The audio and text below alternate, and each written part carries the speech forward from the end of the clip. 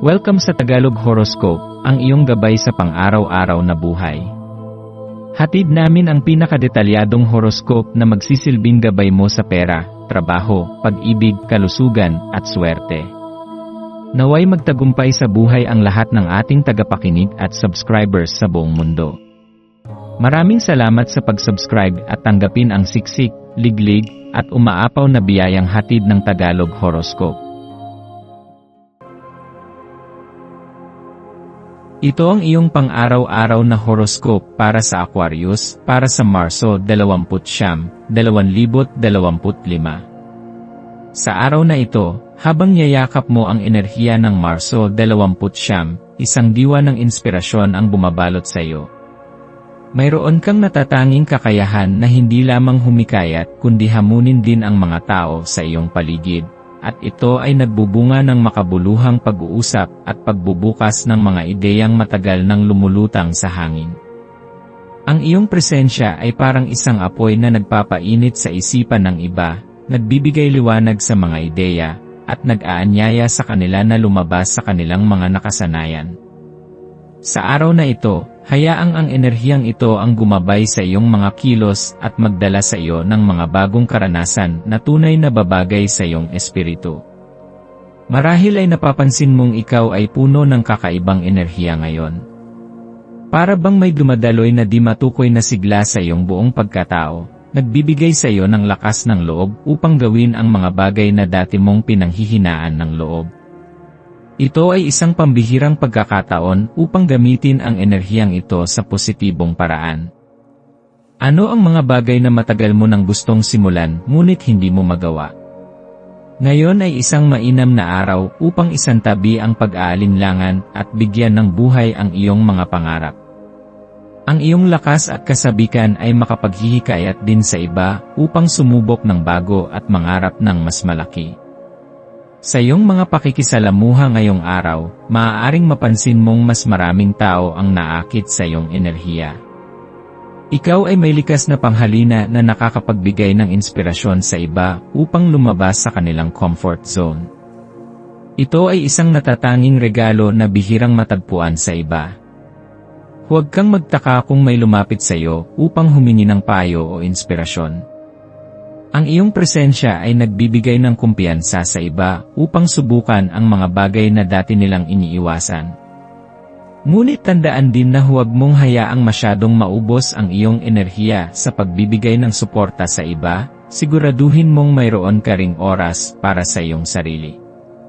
Habang dumadaan ang araw, maaari kang makaramdam ng matinding udyok na gumawa ng mga bagong desisyon o sumubok ng mga bagong bagay. Huwag kang matakot sa pagbabago. Sa katunayan, ito ang isa sa mga bagay na nagpapalakas sa iyo. Ang iyong likas na pagiging bukas sa bagong karanasan ay isang katangiang dapat mong ipagmalaki. Ang landas patungo sa tagumpay ay hindi laging tuwid, minsan ay kailangang lumiko, huminto, o lumakad ng dahan-dahan. Ngunit ang mahalaga ay patuloy kang sumusulong, patuloy kang natututo, at patuloy mong hinuhubog ang iyong sarili sa mas mabuting bersyon ng kung sino ka ngayon. Sa larangan ng swerte, ang kulay na magdadala ng positibong enerhiya sa iyo ngayon ay asul. Ang asul ay sumisimbolo ng katiwasayan, kaliwanagan ng isipan, at tiwala sa sarili. Isuot ang kulay na ito o isama ito sa iyong paligid upang mapanatili ang balanse at kalmadong enerhiya sa buong araw. Ang iyong maswerteng mga numero ay 5, 12, at 31. Ang 5 ay kumakatawan sa kalayaan at pakikipagsapalaran, ang 12 ay tanda ng pagkakaroon ng balanse sa buhay, at ang 31 ay nagpapahiwatig ng pagiging malikhain at matapang sa pagharap sa hamon ng buhay. Maaari mong gamitin ang mga numerong ito bilang inspirasyon sa mga desisyon na gagawin mo sa araw na ito.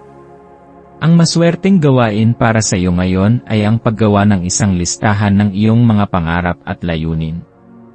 Isulat mo ito ng may malinaw na detalye, at isiping para bang natupad na ang mga ito.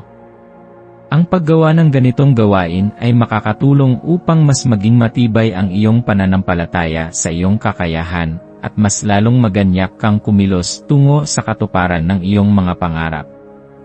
Habang papalapit ang pagtatapos ng araw, bigyan mo ng oras ang iyong sarili upang balikan ang mga nangyari.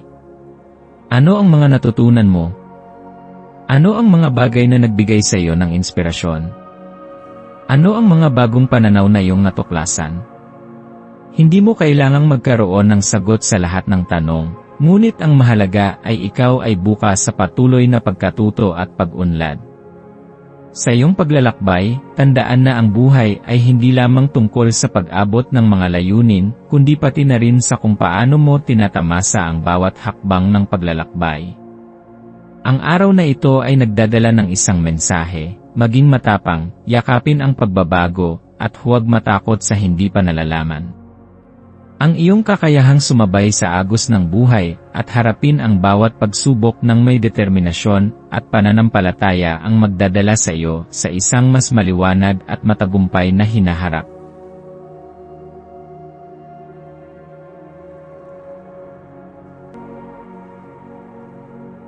Tayo ay magkaroon ng kaunting sandali upang ipagdasal ang lahat ng mga dalangin ng ating mga subscribers, na sana'y matamo nila ang kanilang mga pinapangarap sa buhay, magandang trabaho, mabuting kalusugan, payapa at masayang pamumuhay, at siksik, liglig at umaapaw na biyaya at kayamanan.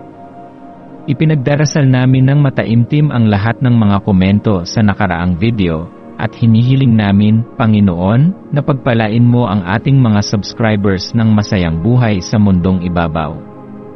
Maraming salamat po. Maaari kayong mag-subscribe sa aming channel na Daily Prayer, kung saan nag-a-upload kami ng pang-araw-araw na Catholic Gospel Readings, Reflections, at Daily Rosary Reading para sa lahat ng misteryo ng araw. Tulungan ninyo kaming buuin ang community na ito at mag-subscribe na. Ang link ay nasa description box. Maraming salamat sa panonood ng iyong horoscope ngayon araw. Naway gabayan ka ng mga bituin sa iyong landas. Huwag kalimutang mag-like, share, at subscribe para sa iba pang cosmic na kaalaman. Hanggang sa muli, manatiling konektado sa universo